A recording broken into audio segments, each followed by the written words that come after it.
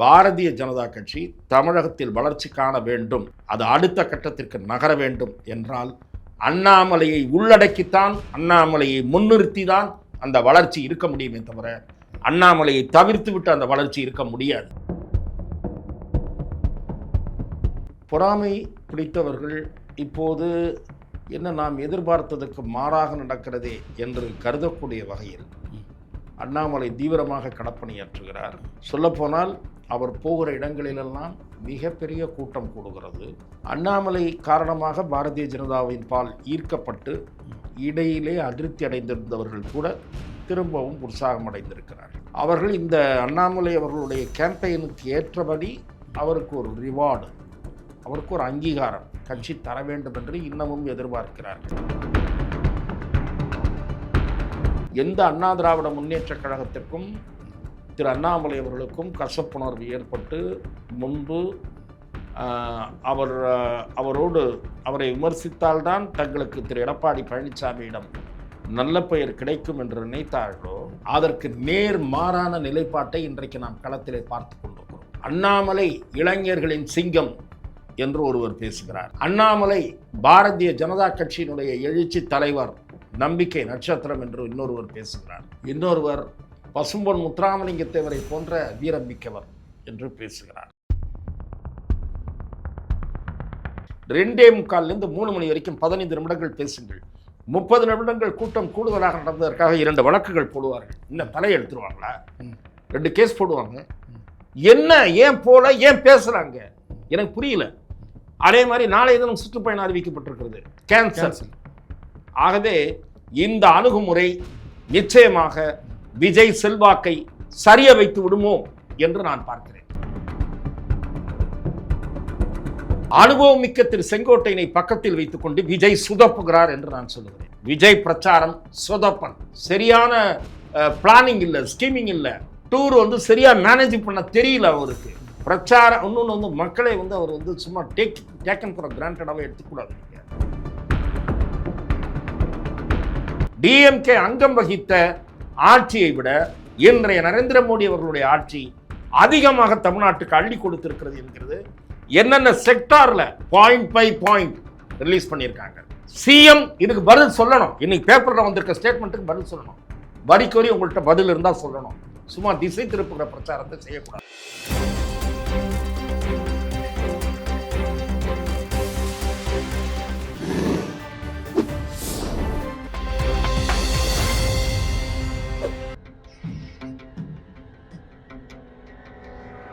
தமிழ் அலை நேயர்களுக்கு வணக்கம். இன்றைய சந்திப்பில் நம்மோடு இணைந்திருப்பவர் மூத்த பத்திரிகையாளர் துக்ளக் திரு ரமேஷ் அவர்களை வரவேற்பதில் மகிழ்ச்சி. வணக்கம் சார். வணக்கம் சார். டெல்லி போயிட்டு வந்த பிறகு திரு அண்ணாமலை அவர்கள் ரொம்ப உற்சாகமாக தேர்தல் களத்தில் செயல்படுவதாக செய்திகள்லாம் நிறையா வருது சார், எப்படி பார்க்குறீங்க நீங்கள்?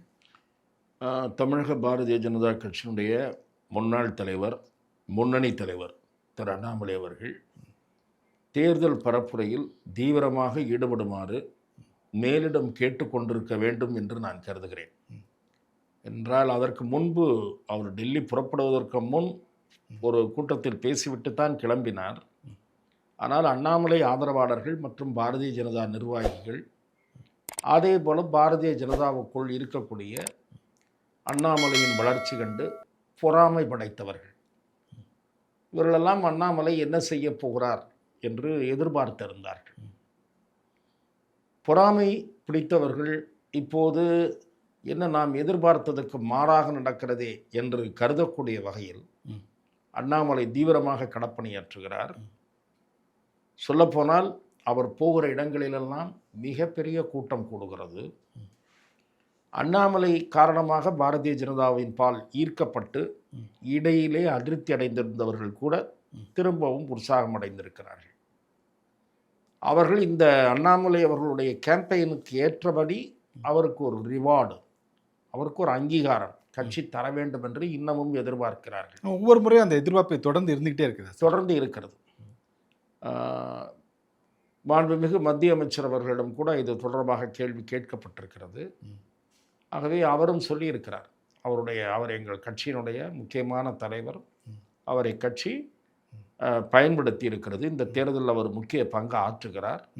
ஆகவே அவரவர்களுக்கு உரிய வாய்ப்பு என்பது நிச்சயம் கிடைக்கும் என்று அவர் அவ்வளவுதான் சொல்ல முடியும். அதை சொல்லியிருக்கிறார்.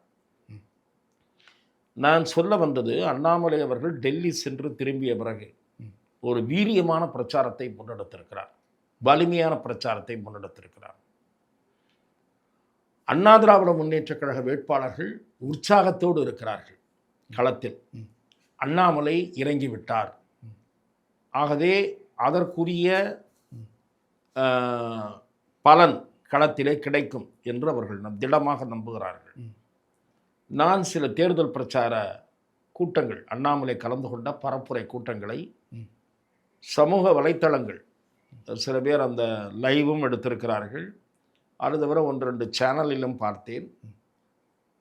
மிக கணிசமாக நெருக்கமாக ஒரு ஆரவாரம் இருந்துச்சுன்னு கூட சொல்லலாம். ஆமாம். அதே போல வேட்பாளர்கள் முகத்தில் அப்படி ஒரு உற்சாகம்.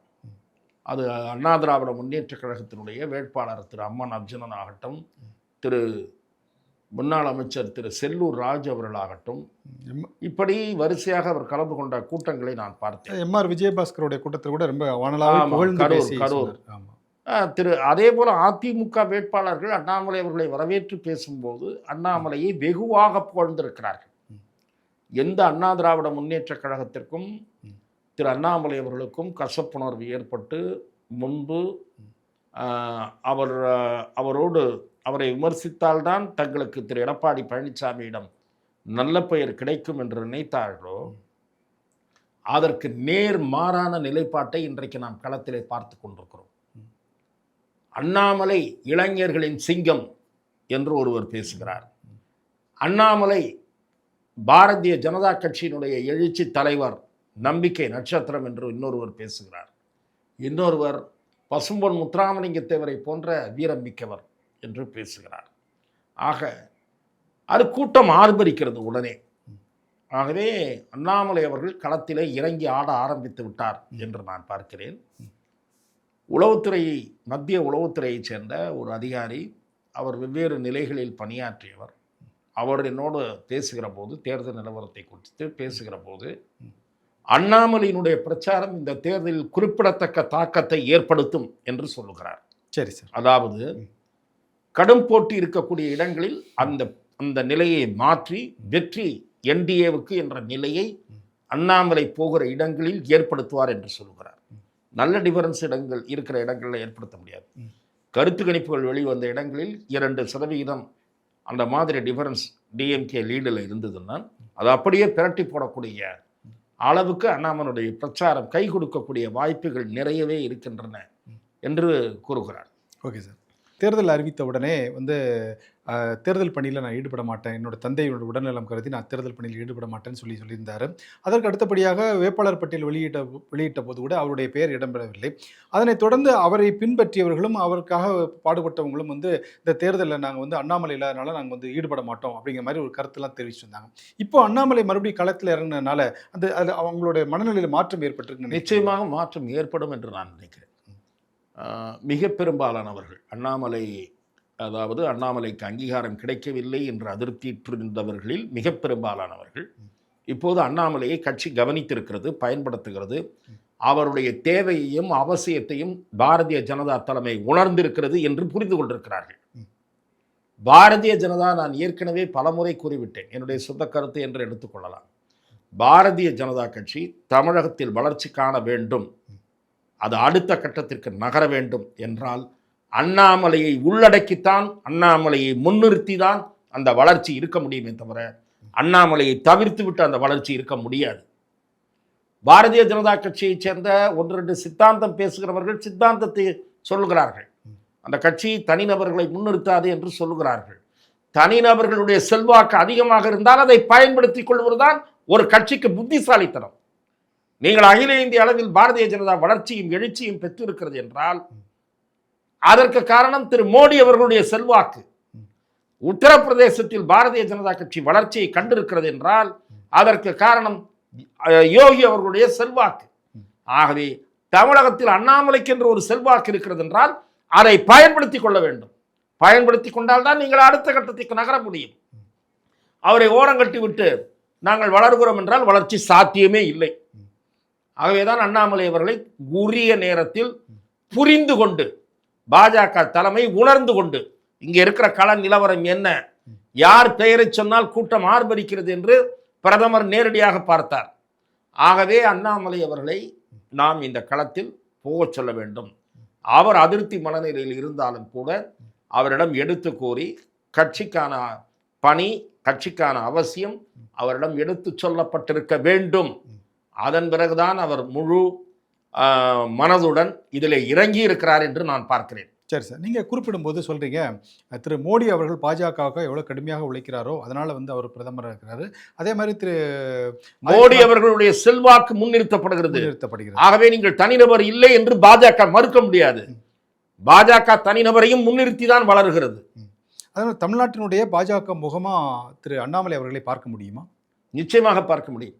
நீங்கள் பாரதிய ஜனதா கட்சி தமிழ்நாட்டில் ஆட்சிக்கு வர வேண்டும் அல்லது ஆட்சியில் முக்கிய பங்கு வகிக்க வேண்டும் என்ற இலக்கை நோக்கி இனி பயணிக்க தொடங்குமானால் அதற்கு உரியவராக அண்ணாமலை தான் இருப்பார். அதான் இல்லை சார், நீங்கள் ஏற்கனவே அவர் இந்த பதவியிலிருந்து எடுத்த பிறகு அவருக்கு அந்த பதவி கிடைச்சிரும், இந்த பதவி கிடைச்சிரும், அப்போ கொடுக்க போகிறாங்க, இப்போ கொடுக்க போகிறாங்கன்னு ஒவ்வொரு நாளும் சொல்லிக்கிட்டே தான் இருக்காங்க. ஆனால் அவருடைய கடமையை அவர் செஞ்சுட்டே தான் இருக்கார். பட் அவருக்கு ஒரு அங்கீகாரம் இன்னும் கிடைக்காத மாதிரியே ஒரு தோற்றம் இருக்கு. இல்லை, நான் சொல்வது இங்கே தமிழகத்தில் கூட்டணி அவசியம் என்ற முடிவை இழுத்து பாரதிய ஜனதா கட்சி பயணிக்க தொடங்கிவிட்டது.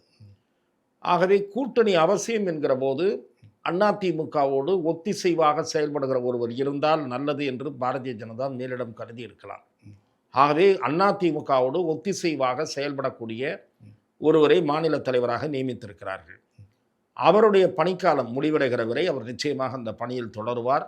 ஆனால் 2029 நாடாளுமன்ற தேர்தலிலிருந்து 2031 நோக்கி நகரும் போது அண்ணாமலை முக்கியத்துவம் பெறுவார், முன்னிலைக்கு வருவார், முன்னே வந்து விடுவார் என்று உறுதியாக நான் நம்புகிறேன். சரி சார்.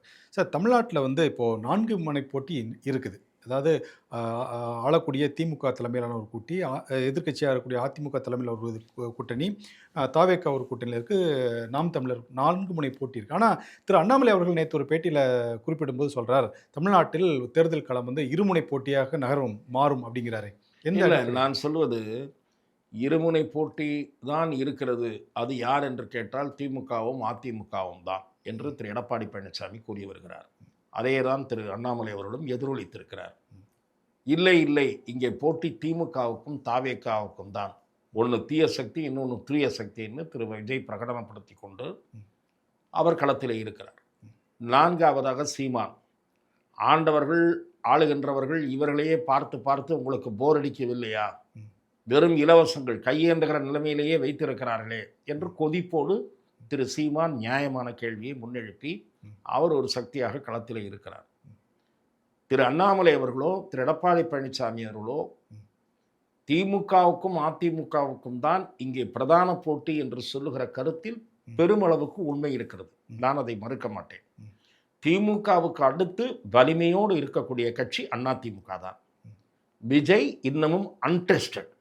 ஆனால் அவர் பின்னால் மிகப்பெரிய இளைஞர் படை இருக்கிறது. அதில் எந்த மாற்று கருத்தும் இல்லை. பல்வேறு கருத்து கணிப்புகள் 15% கீழே அவர் வாங்க மாட்டார் என்று தெரிவிக்கின்றன. ஆனால் விஜய் அரசியல் ரீதியாக ஒரு தேர்தல் நேரத்தில் எவ்வளவு சீரியஸாக இயங்க வேண்டுமோ அவ்வளவு சீரியஸாக இயங்குகிறாரா? இது அடிப்படை கேள்வி. நீங்களுக்கே இந்த கேள்வி இருக்கு சார். அதான் நான் என்ன சொல்கிறேன், நீங்கள் திரைத்துறையிலே பிரபலமான நட்சத்திரமாக இருந்திருக்கலாம். ஆனால் அரசியலில் ஈடுபடுவது என்று முடிவெடுத்த பிறகு நீங்கள் வெயிலை பார்த்து பயப்படுவது அல்லது எத்தனை முறை இன்றைக்கு 2 கூட்டம் நாளைக்கு 2 கூட்டமா என்று யோசிப்பது, உங்கள் உடல்நிலையை வருத்தி கொண்டு செய்ய வேண்டுமா என்று சிந்திப்பது, இதெல்லாம் உதவாது. நான் வெற்றியடைந்த நடிகர்களையும் சரி தோல்வியடைந்த நடிகர்களும் சரி இருக்கிறார்கள் உதாரணங்கள், அதெல்லாம் வேற. ஆனால் இறங்கிய பிறகு சீரியஸாக இருந்திருக்கிறார்கள். நடிகர் திலம் சிவாஜி கணேசன் அவர்கள் காங்கிரஸ் கட்சிக்காக வெயிலில் போவார். பகலில் 2-3 கூட்டம் பேசுவார், சாயந்தரத்தில் 2 கூட்டம் பேசுவார். கேப்டன் விஜயகாந்த் கடுமையான உழைப்பை செலுத்தி இருக்கிறார்.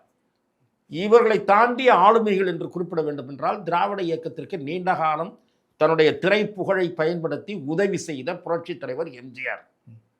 அவருடைய சுற்றுப்பயணங்களுக்கு நான் போயிருக்கிறேன். செல்வி ஜெயலலிதா அவர்கள், எம்ஜிஆர் அவர்களுடைய சுற்றுப்பயணங்களுக்காவது நான் மாலை நேரங்களில் தான் பெரும்பாலும் நான் போயிருக்கிறேன். செல்வி ஜெயலலிதா பகலிலும் போயிருக்கிறார், மாலையிலும் போயிருக்கிறார். அவருக்கும் டயபெட்டிக்ஸ் இருக்கிறது, சுகர் இருக்கிறது, சர்க்கரை நோய் பிரச்சனை இருக்கிறது, மூட்டு வலி பிரச்சனை இருந்தது. தன்னை வருத்தி கொண்டுதான் மக்களை சந்திக்கிறார்கள். எந்த தலைவரும் தங்களை வருத்தி கொள்ளாமல் வெற்றி பெறவே முடியாது. விஜய் எப்போதாவது ஒரு முறை வெளியே வந்து அதை அப்போது தோன்றுகிற கூட்டத்தை பார்த்து மயங்குவாரானால் அவருக்கு வருகிற ஆதரவை இழந்து விடுவார் என்று நான் சொல்ல விரும்புகிறேன். சார் நீங்கள் எப்படி சொல்கிறீங்க? ஆனால் விஜய் வந்து 2 நாள் 4 நாள் வரல, 5 நாள் வரலாம் கூட, ஒரு நாள் போனார் அப்படின்னா பிரம்மாண்டமான கூட்டம் சார். நான் சொல்கிறது அந்த ஊரில் இருக்கிறவங்க ரெண்டாவது இன்னொரு சந்தேகமே கூட வருது எனக்கு. அடுத்தடுத்து போனால் அந்த கூட்டம் குறைஞ்சிரும்னு நினைக்கிறாரான்னு கூட எனக்கு சந்தேகம் வருது. சார் நான் என்ன சொல்கிறேன், அனுமதி மறுத்த நிலை முதல்ல இருந்தது, இப்போ அனுமதி கொடுக்குற நிலை இருக்குது. கடலூர் கூட்டத்தை ஏன் ரத்து செய்தார்? காரைக்குடிக்கு போகிறார் சார், அவ்வளோ பெரிய கூட்டம் வெயிட் பண்ணிகிட்டு இருக்கு. மெதுவாக நான் என்ன கேட்குறேன், நீ க்ரௌடுக்கு போகணும்னு தெரியுதுல்ல, பாயிண்ட்டுக்கு போகணும்னு தெரியுதுல்ல, வேன்லேருந்து இறங்கி நேராக காரில் போயிட வேண்டியது தானே. இன்னும் சைக்கிள் ஓட்டி சீன் போட்டுட்ருக்கீங்க. யார் இப்போ நீங்கள் சைக்கிள் ஓட்ட தெரியுமா தெரியலையான்னு யாரை கோலப்பட்டாங்க? அதுவும் ஒரு காருக்கு பின்னாடி அந்த சைக்கிளை ஓட்டிகிட்டு இருக்காரு. காரை ஓவர்டேக் பண்ணி இல்லை காரை ஒதுங்க சொல்லிட்டு முன்னாடி இருக்கிற பவுன்சரை அனுப்பி அந்த காரை ஓரமாக போக சொல்லி நான் போனோன்னு கூட சொல்லலை. அப்புறம் நேரம் கெட்டு போய் சரி நான் கேட்குறேன், 2:30 மணிக்கு முடிக்க வேண்டிய இடத்துக்கு 2:45 போனார் சார்.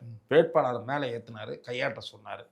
நான் என்ன கேட்குறேன், 2:45லேருந்து 3 மணி வரைக்கும் 15 நிமிடங்கள் பேசுங்கள். 30 நிமிடங்கள் கூட்டம் கூடுதலாக நடந்ததற்காக 2 வழக்குகள் போடுவார்கள். இன்னும் தலை எடுத்துருவாங்களா? 2 கேஸ் போடுவாங்க. என்ன ஏன் போல ஏன் பேசுகிறாங்க எனக்கு புரியல. அதே மாதிரி நாளைய தினம் சுற்றுப்பயணம் அறிவிக்கப்பட்டிருக்கிறது, கேன்சல்.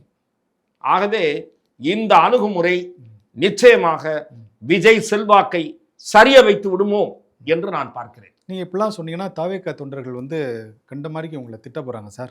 இல்லை நான் சொல்ல வர்றது, நீங்கள் மாற்று சக்தி உண்மையை சொன்னால் கடும் கோவம் வந்துடும். ஆமாம், அவர் யாராக இருந்தாலும் கோவம் வரும். உண்மையை சொன்னால் எந்த கட்சியாக இருந்தாலும் கோவம் வரும். அதிமுக நீங்கள் ஒன்றுபட்டால் தான் வலிமை பெறுவீர்கள் என்று சொன்னேன். அதுக்காக அதிமுக ஆதரவாளர்கள் சிலர் திட்டிக் கொண்டு தான் இருந்தார்கள். அண்ணாமலை வந்து ஆதரிக்கிற காரணத்தால் பாரதிய ஜனதாவில் 1-2 பேருக்கு அண்ணாமலையை ஒரு தூக்கிப்படுகிறாருன்னு தான் நினைச்சாங்க. விஜய்க்கு இருக்கிற செல்வாக்கு இருக்கிறது என்று பேசுகிறேன்.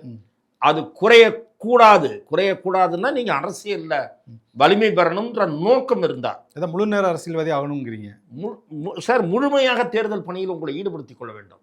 நீங்கள் வந்து கேரவன் அரசியல்வாதியாக இருக்க முடியாது, ஒரு நாளும் இருக்க முடியாது. நீங்க வந்து ஆக்சுவலா பார்த்தீங்கன்னா ஏர்போர்ட்லேருந்து மீட்டிங் ஸ்டேஜுக்கு போகணும், மீட்டிங் பாயிண்ட்டுக்கு போகணும். சும்மா அப்படி நான் என்ன சொல்றேன், ஜீப்பு கூட எடுத்துருங்க. சரியான திட்டமிடல் கையாட்டிட்டே போறீங்க. சரியான திட்டமிடல் இல்லை அப்படின்னு நினைக்கிறேன். அனுபவம் மிக்க திரு செங்கோட்டையனை பக்கத்தில் வைத்துக் கொண்டு விஜய் சுதப்புகிறார் என்று நான் சொல்லுகிறேன். விஜய் பிரச்சாரம் சொதப்பன். சரியான பிளானிங் இல்லை, ஸ்கீமிங் இல்லை, டூர் வந்து சரியா மேனேஜ் பண்ண தெரியல அவருக்கு. பிரச்சாரம் இன்னொன்று வந்து மக்களை வந்து அவர் வந்து சும்மா டேக்கன் ஃபார் கிராண்டடாகவே எடுத்துக்கூடாது. நீங்க உங்களுக்கு இருக்கக்கூடிய அந்த ரசிக மனப்பான்மையை கொண்டவர்களை தவிர திராவிட எதிர்ப்பு, திராவிட முன்னேற்ற கழக ஆட்சி எதிர்ப்பு மனநிலை கொண்ட வாக்காளர்களில் ஒரு பகுதியினர் ஆதரவு உங்களுக்கு இருக்கிறது. அது குறைந்து அதிமுக பக்கம் போகக்கூடிய சூழல் உருவாகும் என்று நான் கணிக்கிறேன். 18ன்றது 15க்கு வந்துடுமா? நான் 18ன்னு ப்ரெடிக்ட் பண்றேன். இவர் பண்ணார்னா அது 15க்கு போகுமா 12க்கு போகுமான்னு தெரியாது.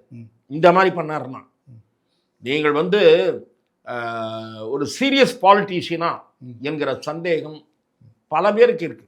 ஜேர்னலிஸ்ட் ஏற்கனவே நிறைய பேருக்கு இருக்கு. நான் இவர் சீரியஸ் பாலிட்டிஷியனா அப்படி கிராஜுவலாக மாறுவார், இவருக்கு முட்டுக்கட்டை போடுறாங்க, அந்த முட்டுக்கட்டையெல்லாம் இல்லைன்னா இவர் உடச்சிட்டு கிளம்பிடுவாருன்னு நினச்சேன். ஒன்றும் கிளம்ப காணோம். வண்டி இன்னும் ஃபஸ்ட்டு கியரில் கூட இல்லை.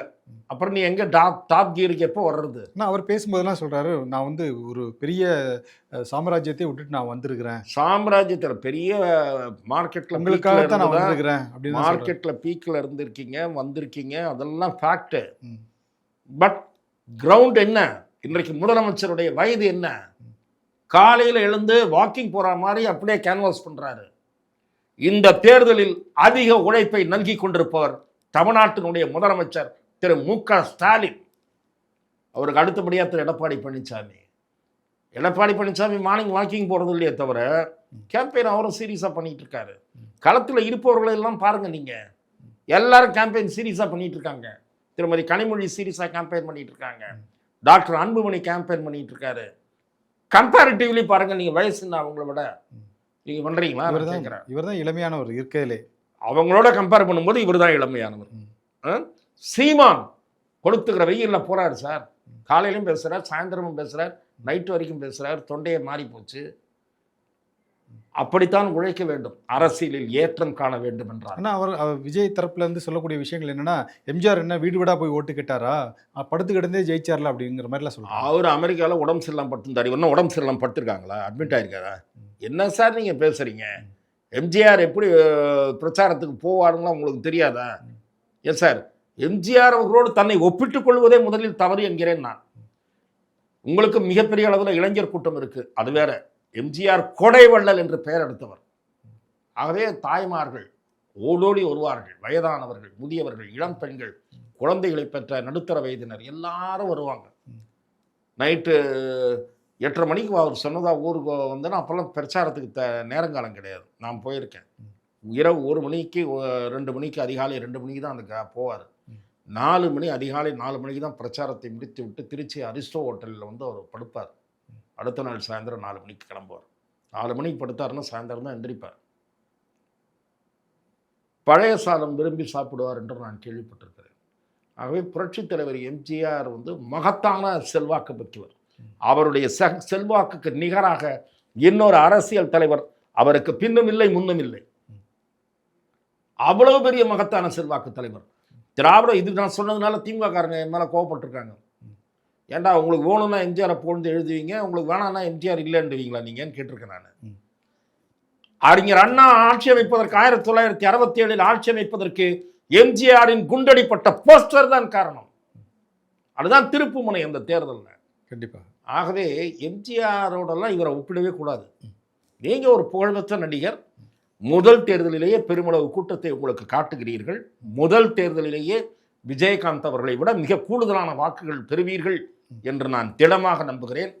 ஆனால் அந்த வாக்கு சதவிகிதம் வெற்றியாக கன்வெர்ட் ஆகுமா என்பது ஏற்கனவே கேள்விக்குறியாக இருக்கிற நிலையில், ஏற்கனவே சந்தேகம் என்கிற நிலையில், நீங்கள் இன்னமும் உங்களுடைய செயல்பாட்டின் மூலம் தாவேகா விஜய் செயல்பாட்டின் மூலம் பலவீனம் அடையுமோ என்பது என் கணிப்பு. சார், நீங்கள் எப்படி உங்களுடைய கணிப்பு சொல்கிறீங்க? ஆனால் சமூக வலைத்தளங்களும் சரி, பொதுவாக இந்த கருத்து கணிப்பை நீங்கள் வந்து நம்பக்கூடிய ஆள்.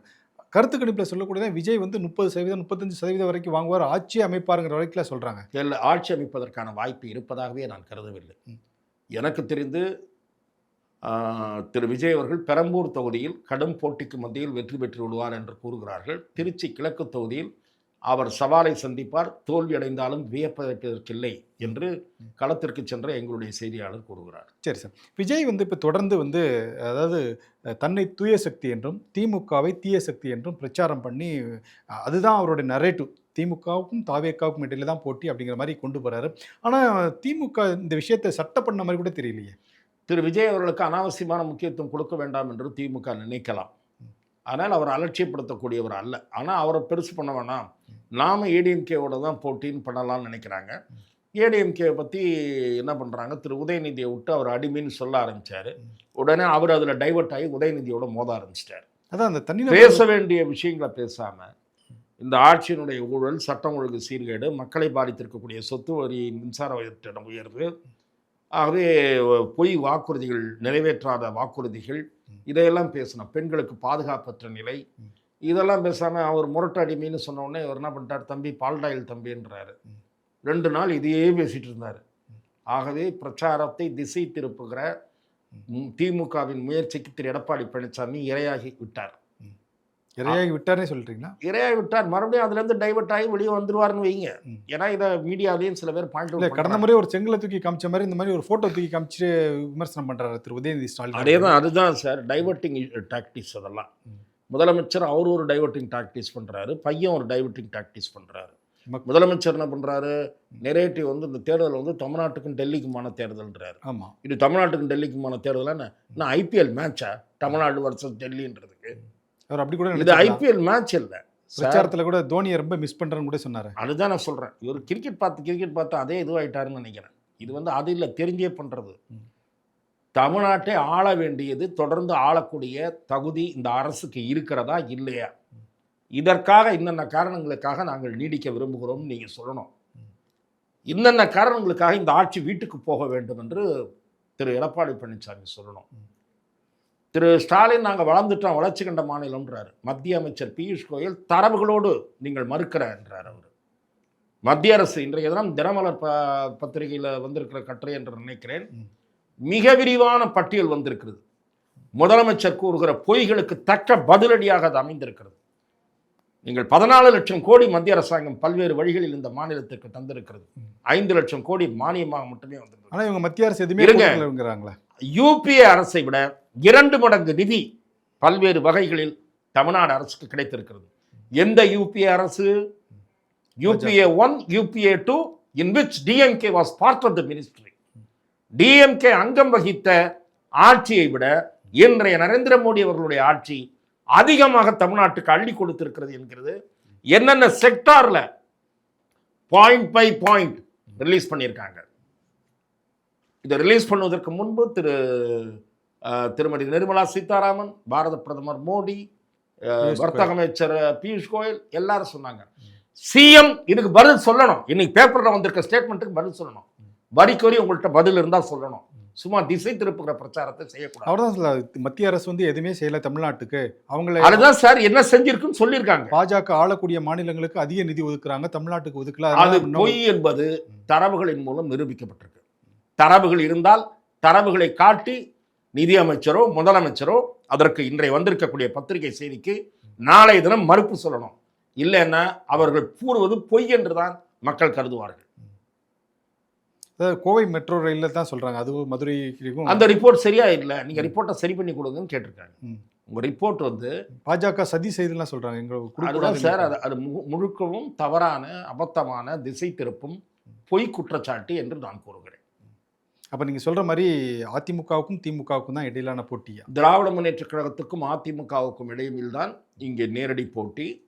களம் மாறுகிறதா என்பதை பொறுத்திருந்து பார்க்க வேண்டும். அண்ணாமலையினுடைய பிரச்சாரம் தீவிரமடைகிறது. அதன் காரணமாக ஓரளவு அதிமுகவுக்கு வலிமை கூடுகிறது அந்த அணிக்கு என்று நான் பார்க்கிறேன். இந்த களம் மாறி வருதுன்னு சொல்லி ஒரு சமூக வலைத்தளங்கள்லாம் சொல்றாங்களே சார். இல்லை, அப்படி முழுமையாக மாறிவிட்டதா என்பதை நாம் சொல்வதற்கு இன்னும் சில நாட்கள் பிடிக்கும்.